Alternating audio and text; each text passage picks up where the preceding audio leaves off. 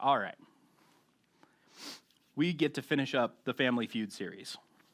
The family is no longer feuding. Maybe. They might be in a fugue state, but that was a rough joke. All right. What? No? Jen didn't approve. All right. It's been a minute. Like I said, we've gone through Genesis from the very top of it to the very end of it now that we will get to today, the very last verse of it. And it has been a long process. And I really wrestled with this of how much do I try to bring everything together all in one sermon? You're welcome. I decided not to really do that because we would have needed 3 lunches and a long time to make it through all of that. So today we're just going to go through chapter 49 and 50. We're going to finish up this story. We've talked through mostly in this series the Jacob and his family, of Joseph and his brothers, the tragedies that have occurred with this family that has really tried to rip this family apart in a lot of ways. We've talked about that for this is the 9th week, I think. It's been a minute. There's a lot of stuff that we've covered, the last third of the book, essentially. So yeah, that's where we've been, and we're gonna wrap it all up today, hopefully with a bow. But we're going to pick it up in chapter 49. Now, chapter 49 is comprised of Jacob getting his sons together. He just got done blessing Ephraim and Manasseh. He did the whole hand crossing thing. He's like shell game of who's getting the Behor blessing. And he gathers the rest of his sons together, and he gives them each a blessing. He goes from the oldest to the youngest with one exception, which is really weird. I forget, it's Issachar and nope. I can't say his name right. Issachar and whatever the Z brother is. He flips those for some reason. I don't have a good explanation for that. If you know, let me know. But oldest to youngest, down the line, everybody gets a blessing. Some of them are big blessings. Some of them are small blessings. Each of these blessings, though, pull from the son's past, and they give insight into their future somewhat. I think that these blessings also show that Jacob has some knowledge about the sale of Joseph. Now, I don't know. You can't really find it in the text. I don't know if the brothers told Jacob. I don't know if they told him what they did. If it was ever kind of really put out in the open of, hey, by the way, we tried to sell Joseph into slavery, and we're the reason. We were going to faked his death. That was the thing. I don't know if they ever did that. It's not real clear. But I think the blessings make it clear that Jacob knows what happened. We'll see why in a second. I think it's also worth noting that Jacob hits the nail on the head for all of these blessings. As far as the future telling, really kind of hits it out of the park. Jacob's got some insight into his boys, and he knows what their lives are going to look like. He calls it. We're not going to cover all of the blessings for each of the 12, but we'll pick out a couple of important ones here that I want to zone in on. So we'll start with Simeon and Levi. Now you remember Simeon and Levi were the ones that went in and murdered an entire town in our first sermon of the series. That was cool. Just a little thing like that. So Simeon and Levi are brothers. Weapons of violence are their swords. Let my soul come not into their counsel. O my glory, be not joined to their company. For in their anger they killed men, and in their willfulness they hamstrung oxen. Cursed be their anger, for it is fierce, and their wrath, for it is cruel. I will divide them in Jacob and scatter them in Israel. So Simeon and Levi, this is probably the least nice blessing out of the 12. He pairs these two together because they're two peas in a pod, apparently. Tweedledee and Tweedledum. We get this call back to Shechem, where they killed the entire city. They are weapons of violence. Apparently, Simeon and Levi have this, we know from that story, they have this strong protective streak. They're looking out for their sister. They have this sense of justice. But they're overly violent with it. They're impulsive. They're reckless, perhaps.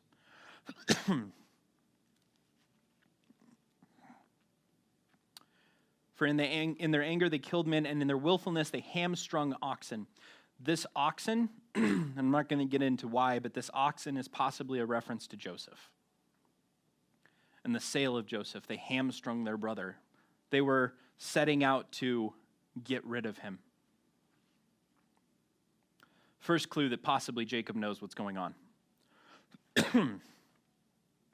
He says that he's going to divide them and scatter them in Israel. I don't think that it's accidental that Levi, this person who has this kind of clenched fist on right and wrong, sees things in black and white. I don't think it's accidental that he ends up giving birth to a tribe of priests that are scattered amongst these people that are in charge of living out this distinct black and white. I don't think that's accidental. I think that's God saying, we're going to redeem this somewhat. Cool. So let's go to Judah. Judah is the next one that we want to look at. It says, Judah, your brothers shall praise you, and your hand shall be on the neck of your enemies. Your father's son shall bow down before you. Judah is a lion's cub. From the prey, my son, you have gone up. He stooped down, crouched as a lion, and as a lioness, who dares rouse him? The scepter shall not depart from Judah, nor the ruler's staff from between his feet, until the tribute comes to him. And to him shall be the obedience of the peoples. It says a couple things after this, but we're going to leave it right there. So Judah's blessing here. A couple things to point out. Praise is closely tied with Judah's name. Always has been, always will be. That's his name, like, I will praise God. That's where that comes, like, when you go back to their names really reveal a lot about who they are. And it starts with that. Your brothers shall praise you. You'll be leading your brothers in praise, if you will. We get the lion cub reference, which might be the first time that Judah is called a lion.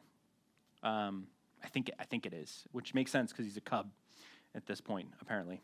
That was a bad joke. Judah, it says, though, Judah, he has his hand on the neck of his enemies.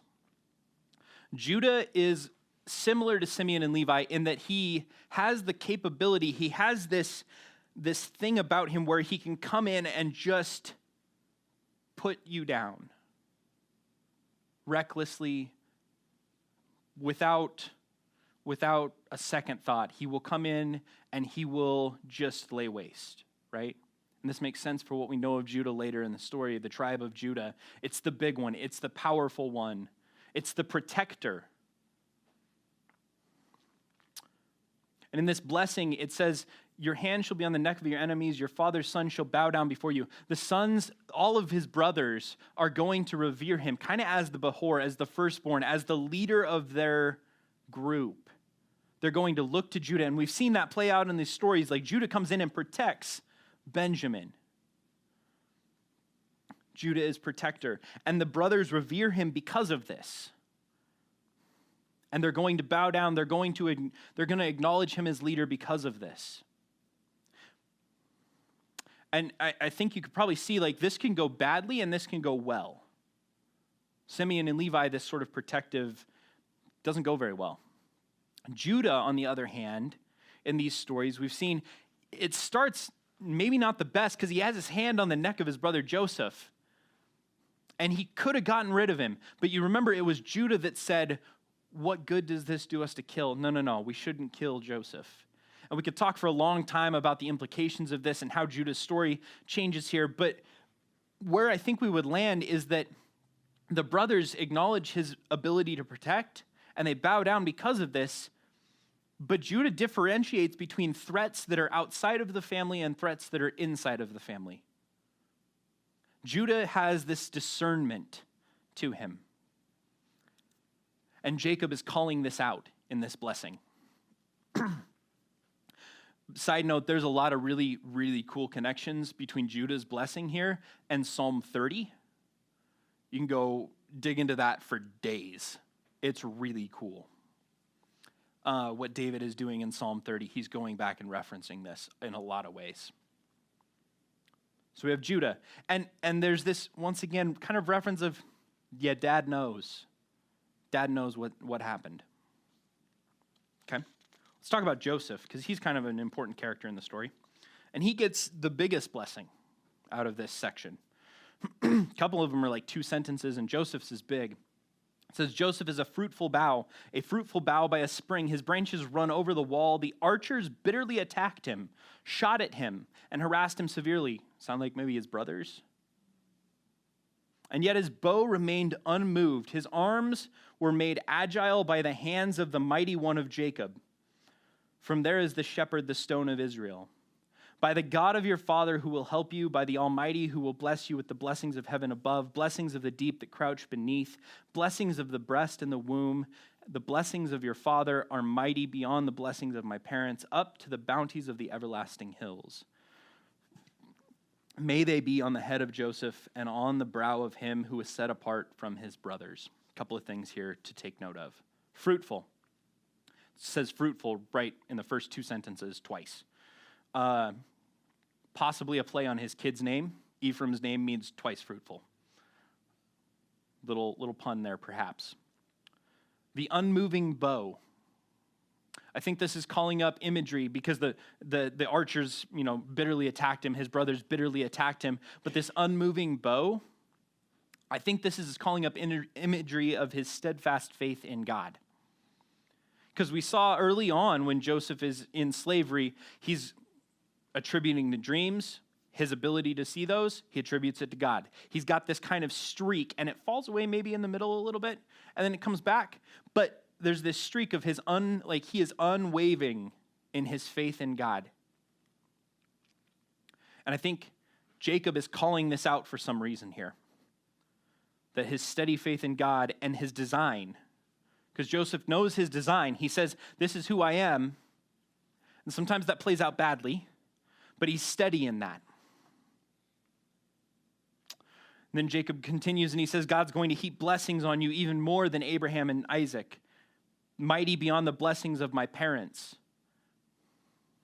He's calling Joseph back. He's reminding him in this blessing, he's reminding him of their lineage, of the blessings that came before.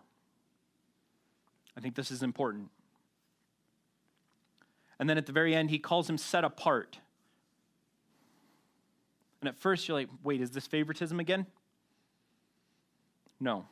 Set apart is different than favorite. Set apart is different than favorite. This is Jacob doing what he should have done in the first place. If he knows Joseph's going to be set apart, he just treats him as set apart. That's different than saying, you're my favorite. That's just saying, you're over here for this purpose. So after these blessings, Jacob gives instructions for his death again, telling them once again to go back to their lands. He does not want to be buried in Egypt. He does not want to be buried in Egypt. This is about the millionth time that he said this, I think. You can go back and count them, but I think it's about 1 million times that he says this. Maybe 3 times. I don't know. Maybe 1 million, maybe 3, somewhere in the middle. Who knows? But what I think we see in this is Jacob is incredibly aware of the upcoming trial that his family is going to go through. His family is going to have a real hard time getting out of Egypt. And Jacob sees this coming. In his old age and wisdom, he knows that this is going to be a problem. He knows his sons well. He gets all of these blessings right. He knows this is going to be a problem, and he calls it. He says, this is going to be problematic. Don't let me be buried here. I think he's doing everything he possibly can, literally up until he curls up in a ball and dies at the end of chapter 49. Like he brings his knees up and he curls up and goes back to his parents. That's what it says. Curls up in a ball and dies. And what does he do right before that? He says, don't bury me in Egypt. This is important to him. I think he's trying to give them every chance to possibly pull away from this. Like avoid that pothole out there that you're driving towards. Please turn slightly. Don't hit this thing head on. Don't get stuck in Egypt. And he wasn't trying to get back to Rachel. This is interesting. When he's describing it at the end of 49, he describes it as with his father, with Abraham and Isaac. And with Leah, he mentions Leah because Leah is buried there. And he's going to be buried with Leah. He wants to be buried with Leah, which what that tells me is more than Jacob being, Rachel was his favorite. So as opposed to going and being buried with Rachel, no. The lineage is more important. Jacob is finally submitting himself somewhat, maybe a little bit more. I think that points towards this. Jacob is really kind of living this out well, leading his family well here. This is about the legacy. This is not about his selfish desires to not be buried in Egypt. This is about the legacy, and he's pointing him back towards this. So Jacob dies. Genesis 50 starts with, Joseph threw himself on his father and wept over him and kissed him. Then Joseph directed by the physicians in his service to embalm his father Israel. So the physicians embalmed him, taking a full 40 days, for that was the time required for embalming, and the Egyptians mourned for him 70 days. When the days of mourning had passed, Joseph said to Pharaoh's court, "If I have found favor in your eyes, speak to Pharaoh for me." Interesting.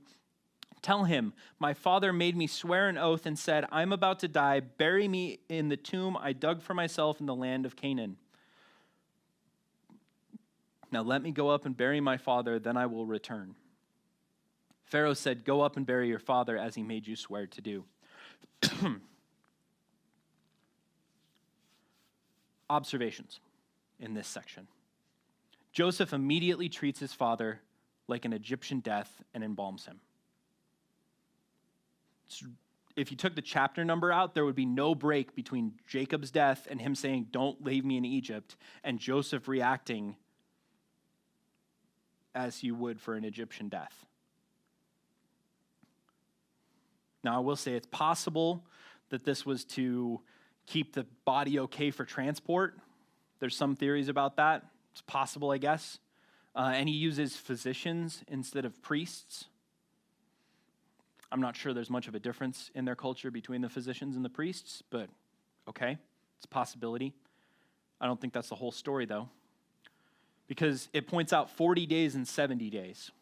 Now, when I say 40 days, what imagery comes up in your mind for 40 days?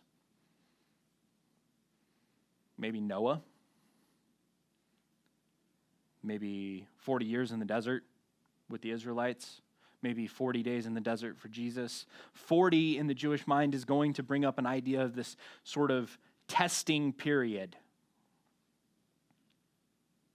So they're mourning for 40 days. The embalming takes 40 days, and they continue on for another 70. 7 is number of completion. 10 is community.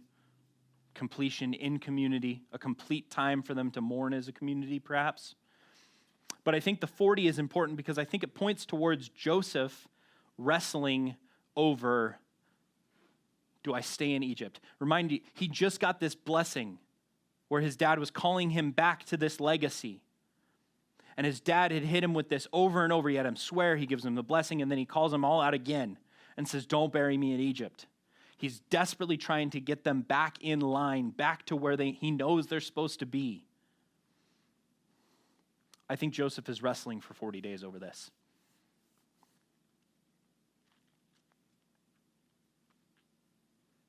And then Joseph goes to bury Israel as requested. So Joseph went up to bury his father. All Pharaoh's officials accompanied him, the dignitaries of his court and all the dignitaries of Egypt, all the hobsnobbery, technical term. Besides the members of Joseph's household and his brothers and those belongings to his father's household. So those all went along too. Only their children and their flocks and herds were left in Goshen. Chariots and horsemen also went with him. It was a very large company. When they reached the threshing floor of Atad near the Jordan, they lamented loudly and bitterly, and there Joseph observed a 7-day period of mourning for his father. When the Canaanites who lived there saw the mourning at the threshing floor of Atad, they said, the Egyptians are holding a solemn ceremony of mourning. That is why the place near the Jordan is called Abel Mizraim. That's literally what it means. Egyptian ceremony of mourning. is that what that name translates to, basically. So Jacob's sons did as he commanded him. They carried him to the land of Canaan and buried him in the cave in the field of Machpelah near Mamre, and Abraham had brought along, which Abraham had bought along with the field as a burial place from Ephron the Hittite. After burying his father, Joseph returned to Egypt together with his brothers and all the others who had gone with him to bury his father. Pause. What did we just see happen? Pharaoh sends a full Egyptian procession. Now, on the surface, you could look at this and say, well, that's because they respect Jacob so much. They respect Joseph so much, right? Egypt loves Joseph. He got them through the famine, right? He saved them from doom. Okay? I think there's some clues in the text that maybe a little bit more is going on. The Canaanites think that they are Egyptians. That verse concerns me. It's a Jewish burial, and they think that they're Egyptians. They look like Egyptians. They name the place Egyptians.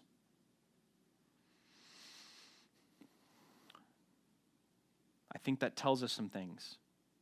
What are some reasons Pharaoh might send all his officials? Yes, respect. I think there's also the possibility that he wants to make sure that Joseph comes back. You familiar with, how North Korea does the Olympics, right? Or China, or any other communist, Soviet Union, Russia, right? Yes, we'll send out our Olympic athlete, right? But we have their family back home, right? What do we have going on in this scenario? Oh yeah, Joseph, go bury your father. The kids and your goats stay here. The source of your wealth and your offspring, they can stay in Goshen.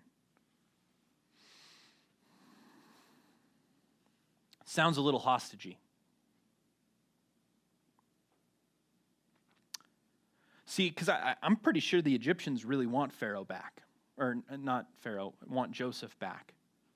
I think all of these officials that go, the high ups, I think Joseph just made them rich. Remember, he institutes feudalism right before this? He makes all of the Egyptians poor. And his family's okay. And then of course, Pharaoh and his officials are going to be fine. I don't think they want to lose him. They see Joseph as an asset. Egypt does not want to lose him. So they return to Egypt. Now what happens when they return is interesting. Joseph's brothers saw that their father was dead. When they saw that their father was dead, we just got back from burying him. Oh, he's dead now. That's how that goes. I don't know. I just think it's funny. They said, what if Joseph holds a grudge against us and pays us back for all the wrongs we did to him? So they sent word to Joseph saying, your father left these instructions before he died. I haven't found that in there that he did that. This is what you are to say to Joseph. I ask you to forgive your brothers the sins and the wrongs they committed in treating you so badly.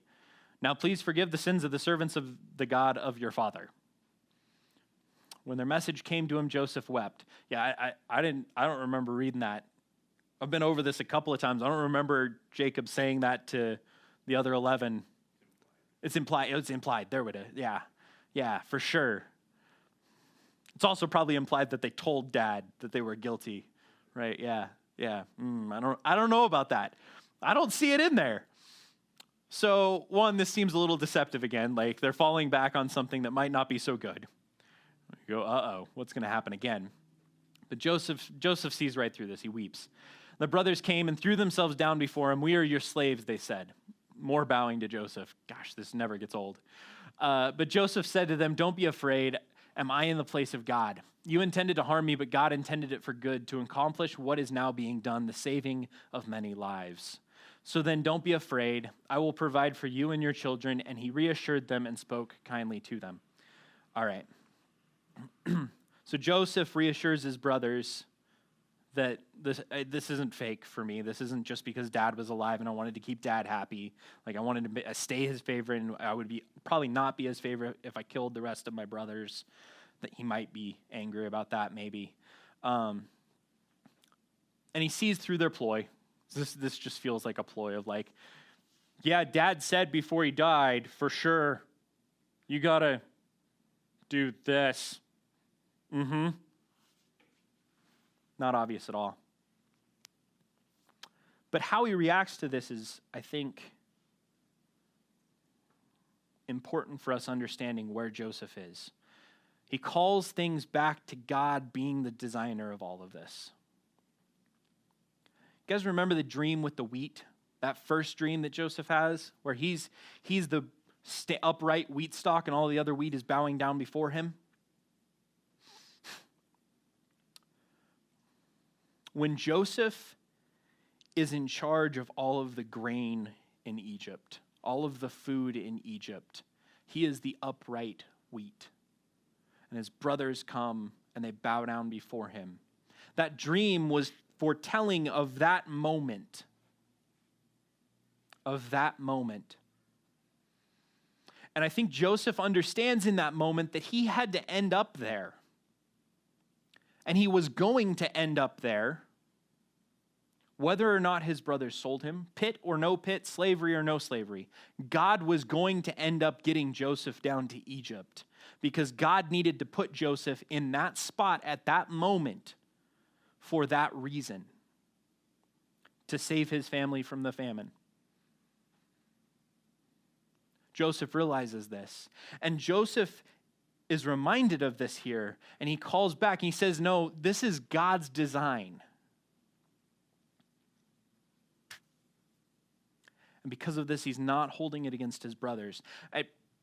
I know for me, it's easier to forgive people after things have turned out well, as opposed to like in the midst. Think about Joseph like down in the pit, probably not easy to forgive at that point. In slavery in Potiphar's house, probably not super easy to forgive his brothers at that point. It would be much nicer to be living a nice life at home with dad and, the rest of the fam and Benjamin misses his bro. But now that everything is back together, it's a little easier at that point, probably. But it would still be easy to kind of hold a little grudge there, probably. But Joseph doesn't do that. Remember the bow, the steadfast resolve, the steadfast faith in God that Jacob calls out in that blessing? That his arm is held steady, not steady by his own power, but steady by the power of God that we see in Joseph. I think that blessing probably held a punch for Joseph. I think that blessing kind of pushes him over the edge into living properly.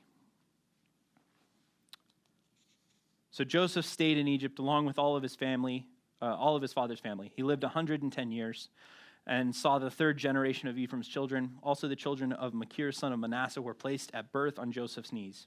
Then Joseph said to his brothers, I am about to die, but God will surely come to your aid and take you up out of this land to the land he promised an oath to Abraham, Isaac, and Jacob. And Joseph made the Israelites swear an oath and said, God will surely come to your aid, and then you must carry my bones up from this place. So Joseph died at the age of 110, and after they embalmed him, he was placed in a coffin in Egypt, the only other Hebrew to ever be embalmed, as far as we know. The only other recorded Hebrew to ever be embalmed. Joseph and his father. I think Egypt's claws are still in Joseph, whether he wants them or not. And I think Joseph realizes this. I think Joseph realizes that maybe I'm part of the problem. I was so good for Egypt that Egypt's never going to let me go. But we're going to set this up. We're going to make sure that this is important to the rest of the family, that as soon as I'm out of the way, you guys keep the focus on getting out of Egypt. And I think that's easier said than done because Exodus happens. And, it's like 400 years that they're still there. It takes a minute. Jacob saw it coming. It was going to be hard to get out of Egypt. When you're living in a place that's really good, it's hard to leave that. So this was 60 years between Joseph's brothers coming to him and then the end here, the end of Joseph's life. And it just kind of zips by. I think that kind of points to the purpose of the story, that it's still about them getting out of Egypt. All the other stuff in the meantime, not important. Joseph saying, no, get out of Egypt. So we've had a couple hints in the text that this is going to be tough. We had Joseph having to tell Pharaoh that he will return. It's really kind of established that Pharaoh does not want to let him go. Egypt does not want to get its claws out of Joseph. And then at the end, he says it twice there. But God will surely come to your aid. And when he makes Israel swear, he makes them swear, God will surely come to your aid, and then you must carry my bones out of this place. God will surely come to your aid. He's realizing that it's going to take an act of God to get them out of Egypt at this point. They're so, it's already there. It's in the cards. They can see this coming. I think that blessing from Jacob was the final snap, the push to get the Egypt Kool-Aid out of Joseph's brain. He's still going to live there, but he's not of Egypt at this point, I don't think. That blessing's important. And how often do we just blow right through that chapter? Because it's boring, right? It's a boring chapter. Blessings are kind of lame. Other than the one about Benjamin, it's like, he's like a wolf, and it's like 2 sentences long, and he's going to just be vicious and take everybody out. Benjamin's just this little scrapper, apparently. That one's kind of fun to read. But the rest of it is, it's just like, blessings. It's important. It's important because Jacob is calling out his son's designs, and he's using that to teach them about their future, which I think is something we've talked about in this series somewhat. We've talked about understanding where you come from, your genogram, and all of that. This is important, part of understanding things. Our first implication is living out your design redemptively will have a far-reaching impact. So living out your design, but doing it redemptively, will have a far-reaching impact. The first step of this is understanding yourself. Little know thyself sort of thing. We've talked about the genogram. It's maybe important to understand your family history. The things that made you you, how you got to where you are right now, informs who you are. I cannot encourage you enough to do the genogram. Myself and Rob are still very, very willing to walk through that with people, help you understand how to use the tool. I'm not going to fix anything about you. Can't even fix myself. But I will show you how to use the tool. I'm good at that. And I can't believe I'm going to say this, but even like other personality test things like the Enneagram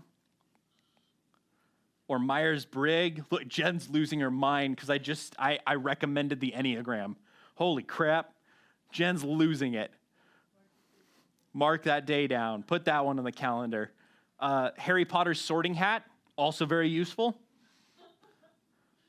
For sure. Maybe. I don't know. I don't care what the personality test is. Personality tests can be useful, but I will put this caveat in here. This is where everybody that loves the Enneagram will hate me a little bit. But don't let them control or limit you. That's not the purpose of these. That's not useful. That would be like Jacob giving the blessing and being like, Judah, this is what, and it's like, well, Dad said it had to be. No, there's different redemptive ways that they can live out those blessings. Frankly, if you go back to Simeon and Levi, there's a redemptive way for them to live that out too. Even though that one seems mostly like, that's a rough blessing, there's a redemptive way for them to live that out. Don't let the personality tests or the genogram, for that matter, those don't get to dictate who you are. Those just help you understand and see yourself through a possible lens. Do let them help you grow. All right, enough about that crap. Move on to implication number 2. This one's fantastic. I hate this implication. This is so convicting. Why? Why does this always happen to me? All right, so following Christ will and should challenge your other allegiances. Joseph, following God, this challenges his allegiance to Egypt. It puts him in direct opposition of this, right? We saw that clearly. So I'm going to take this a step further. Following Christ for ourselves, it's going to challenge your other allegiances. The question there is, can people tell you're a Christian? Can the Canaanites tell who you are, or are you Egyptian? Oof. When they look at your news feed, can they tell who you are? When they see how you act, can they tell who you are?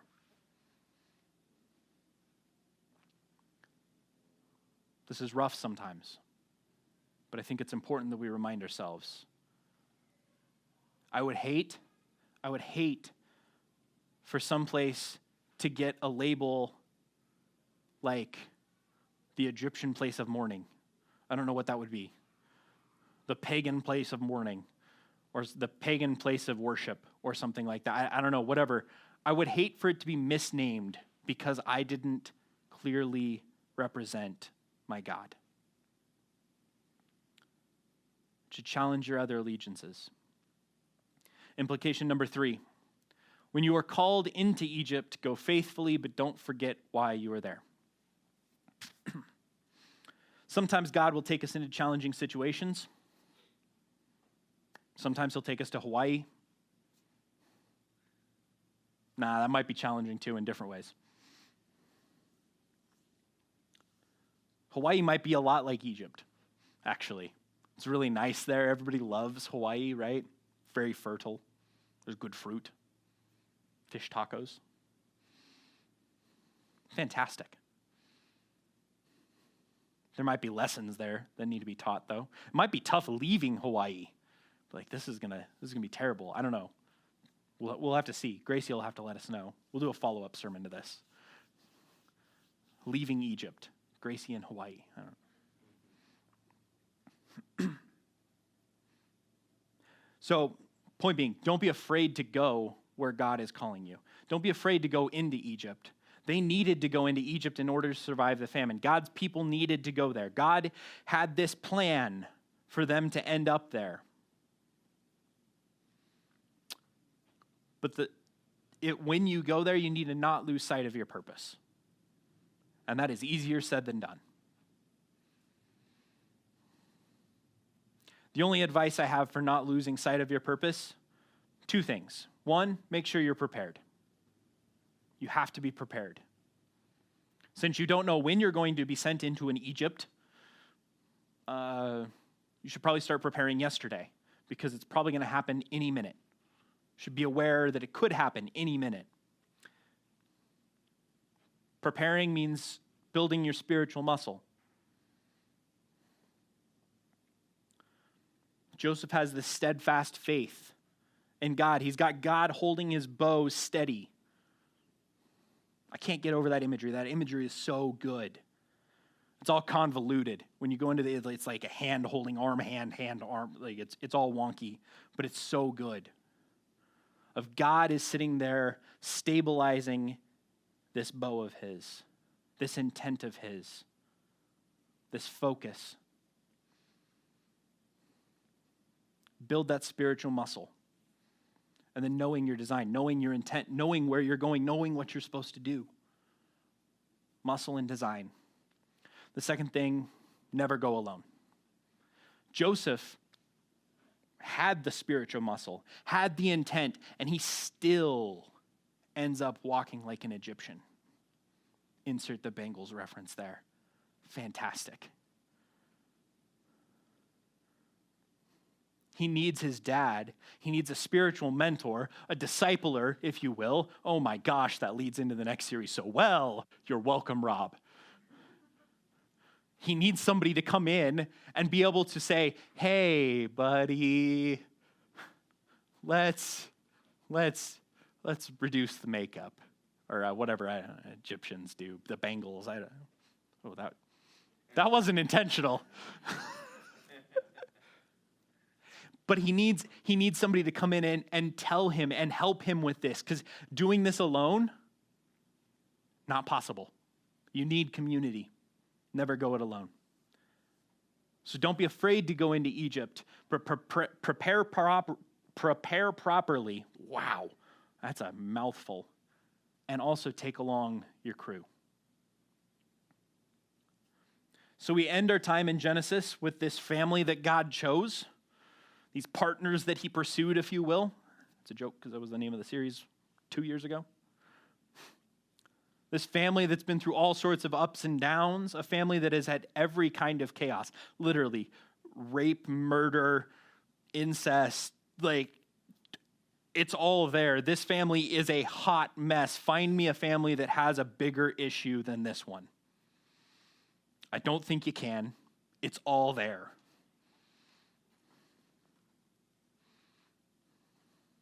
It's a family that probably should have torn itself apart by this point a couple of times over. But instead, we end up with this family that is being welded together in the land of Egypt. And they're being welded together by a handful of redemptive choices, just a couple of them. They're big, but there's a couple of redemptive choices that have taken this family and managed to knit it back together to bring them through the conflict, through the feud, if you will. Man, nailed it. Through the feud. With these redemptive choices, held together by redemptive choices and faith in a good God. This good God that we learned about way back in Genesis 1 carries through, and they have this faith in him, and that's managing to propel them along and give them just enough to keep making redemptive choices that has held this family that should have imploded or exploded or combusted, I don't even know, ripped itself apart, but it's held it together. And not only that, but they hold, spoiler alert, they hold together for 400 years in Egypt, and then they hold together under slavery, and then they hold together going out of Egypt, and they become a nation that affects the rest of the world. And frankly, the Jewish people are still holding it together real well. There's a sense of community there that is just moved down through the generations. That as a Gentile, I'm a little jealous about. I don't feel that much connection to my Scottish heritage. I got a little bit, but not that much. Redemptive choices and faith in a good God. It's the solution to the family feud.